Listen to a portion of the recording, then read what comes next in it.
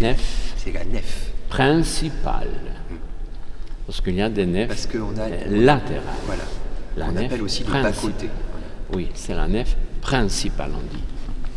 Allez, bien.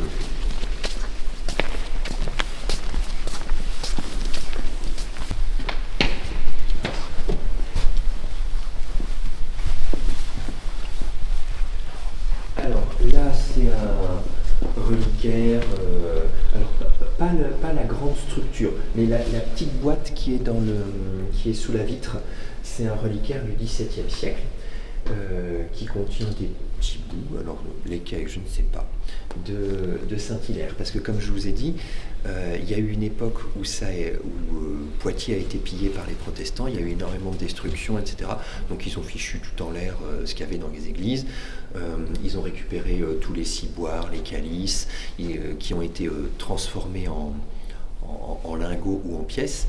Ils avaient transformé tout ça à l'hôtel Jean Bossé. C'est un hôtel particulier qui se trouve à côté de la mairie de Poitiers. Donc ils avaient transformé tout ça. Et comme on le verra aussi pour Sainte-Radegonde, les reliquaires ont été bazardés. Ils ont cassé les reliquaires, le sarcophage de Sainte-Radegonde, etc. Et donc après, on a réussi à récupérer seulement des petits bouts. Voilà. Et donc ici, on a des reliques de Saint-Hilaire, donc cet évêque qui a été chassé par l'empereur romain parce qu'il disait des trucs qui ne lui plaisaient pas, entre autres que celui qui était le plus important, c'était Dieu, c'était pas l'empereur romain. Les empereurs romains, à l'époque, ils sont extrêmement puissants.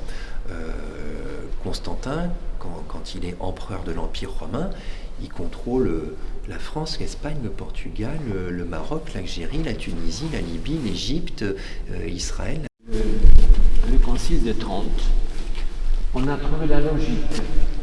Une rétable, c'était la frontière entre notre monde et le monde céleste. Et le prêtre était comme un pasteur. Seigneur, derrière moi, il y a mon troupeau. Et le prêtre a guidé ses fidèles, son troupeau, vers Dieu, vers le ciel. Aujourd'hui, on est revenu à la tradition apostolique. L'autel est au milieu et nous sommes comme dans l'Apocalypse.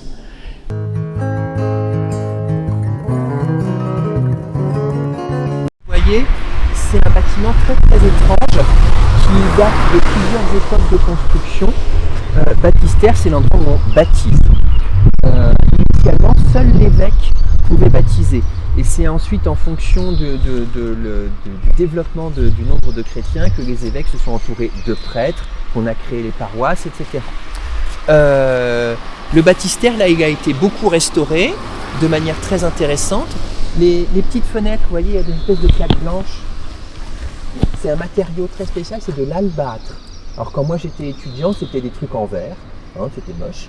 Et puis après ils ont restauré, ils ont remis des plaques d'albâtre. Donc c'est une pierre. C'est le marbre. C'est un marbre qui est mis très fin, très blanc. Et donc, traverse la nuit. C'est ça, quand on va être dedans, on va se rendre compte.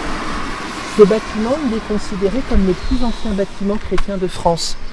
Il date du 5e siècle après Jésus-Christ, c'est le plus ancien bâtiment chrétien de France. Vous voyez qu'on est en bas d'une pente, ça va nous servir pour comprendre tout à l'heure pourquoi il y avait une petite piscine là.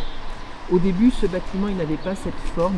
Il y a eu plusieurs étapes, vous voyez, on l'a construit en plusieurs bouts, en plusieurs moments, etc. Et au final, on arrive à ça comme forme. Et il est très enterré parce que il est très vieux. Et qu'à chaque fois qu'il y avait des destructions ou des trucs comme ça, à l'époque, on laissait les choses casser là où c'était. Et puis on rajoutait une couche de terre au-dessus. Et sous chaque fenêtre, il y a un animal. Est-ce que vous reconnaissez cet animal? Un paon, ouais. Et alors, le paon, il est considéré dans les temps primitifs de la chrétienté. Il est parce que dans l'Antiquité, c'est Junon, c'est le symbole de la déesse Junon. Mais dans les premiers temps de la chrétienté, il est assimilé à la résurrection. Voilà. C'est presque ça. Ça danse par un A. T'as raison. A, B. Alors ça c'est le petit format, ouais. Absidiole c'est le petit format et grand format. Abside. Voilà, c'est ça. Donc comme ici il n'y a pas vraiment de petit format, on va dire qu'on est dans une abside. Et on retrouve notre même système, vous voyez, il y a les murs en pierre, on a mis du plâtre, on a peint, et il nous reste un certain nombre de choses. Alors, ici on a la vie de Saint Jean-Baptiste, si je me souviens bien. Là, voilà, c'est ça. Parce que là, on a Zacharie. Donc, Zacharie, c'est le père de Saint Jean-Baptiste. Donc là, c'est la naissance de Saint Jean-Baptiste. On voit, il y a le bébé qui vient de naître.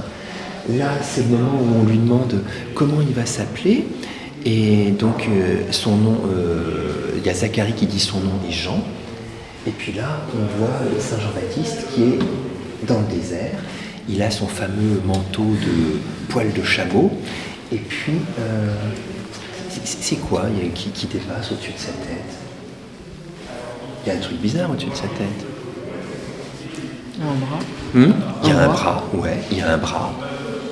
Et ce bras, il n'y a pas quelque chose qui pourrait nous indiquer à qui il est, ce bras? Quand on veut représenter un saint ou une sainte, ouais, il y a une auréole.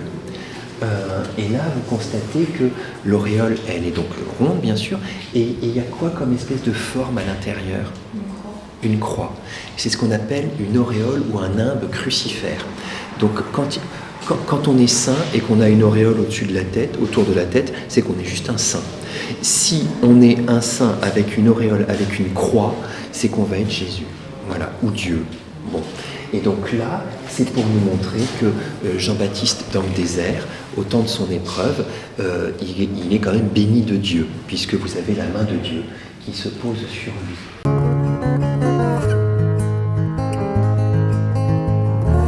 Ça laissera mieux rentrer la lumière. Alors moi je suis pas d'accord du tout avec leur point de vue, mais bon, ça a été fait, tant pis.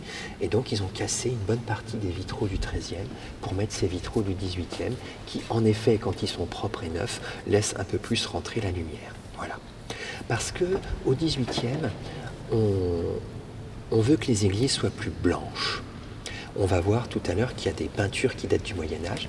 Au XVIIIe, au Moyen-Âge, tout était peint. Les murs étaient peints partout. Au XVIIIe, on a recouvert tout ça de peinture blanche pour que ça fasse un nouveau style plus lumineux, plus blanc. Mais quand je vous dis qu'il y avait vraiment des peintures partout, c'est que là, vous voyez, ici,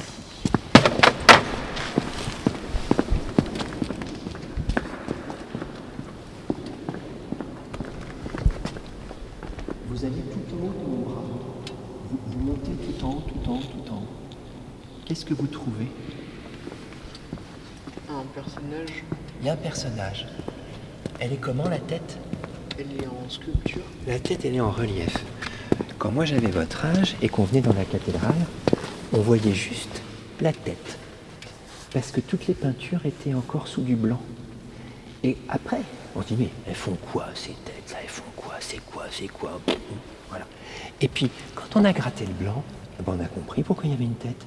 Parce qu'il y avait le corps qui était en dessous. Voilà. Donc ça fait partie des petits trucs qu'on peut voir. Hein, vous vous souvenez de mon parcours? Je sortais du restaurant universitaire, je rentrais par cette porte et je venais toujours prier ici. À l'époque, c'était un peu différent parce que là, je vois qu'ils disent la messe maintenant ici. À mon époque, c'était juste pour prier. Et tout ce qu'on voyait, c'était les murs plutôt blancs, avec parfois quelques petites taches, et le plafond complètement blanc. Tout était blanc partout. Et là, vous voyez, il y a quelques années, ils ont gratté et ils ont découvert ces magnifiques peintures qui sont là, qui nous viennent en ligne directe du Moyen-Âge et qui sont absolument magnifiques. Donc vous voyez, quand je vous disais que dans une église, tout était peint partout, bah, vous en avez encore un excellent exemple. Et c'est un décor hallucinant de couleurs, de richesses, de motifs. On pouvait passer son temps à regarder les murs. On s'instruisait. Parce que c'était bien sûr l'histoire de l'Église, hein, simplement. L'histoire de l'Église, l'histoire des saints, c'était que des choses très intéressantes qui étaient mises au mur. Et sur ce grand retable baroque, vous avez un tableau.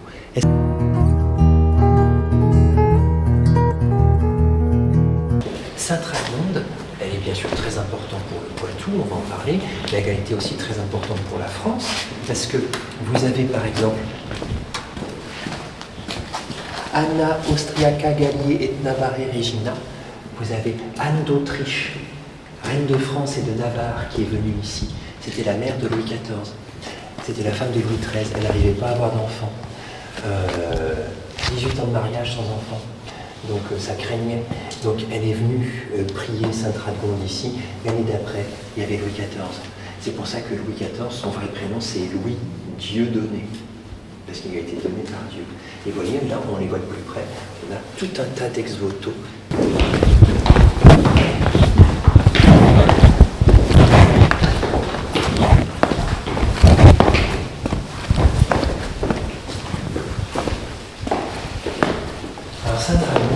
Elle est là, enfin plutôt ses reliques, ou plutôt une partie de ses reliques, parce que vous voyez que le sarcophage de Sainte-Radegonde a été brisé par les protestants pendant les guerres de religion.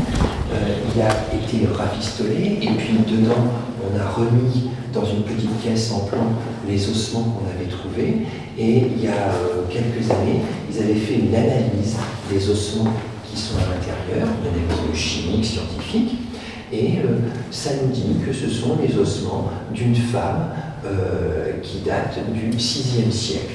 Voilà, donc ça correspond tout à fait à Sainte-Radegonde. Et puis, elle a fondé un monastère, elle était religieuse, donc elle est toujours habillée en religieuse, donc avec un voile de religieuse, donc à la fois le côté reine de France et le côté religieuse. Donc quand on la reconnaît, c'est toujours comme ça qu'on peut la reconnaître.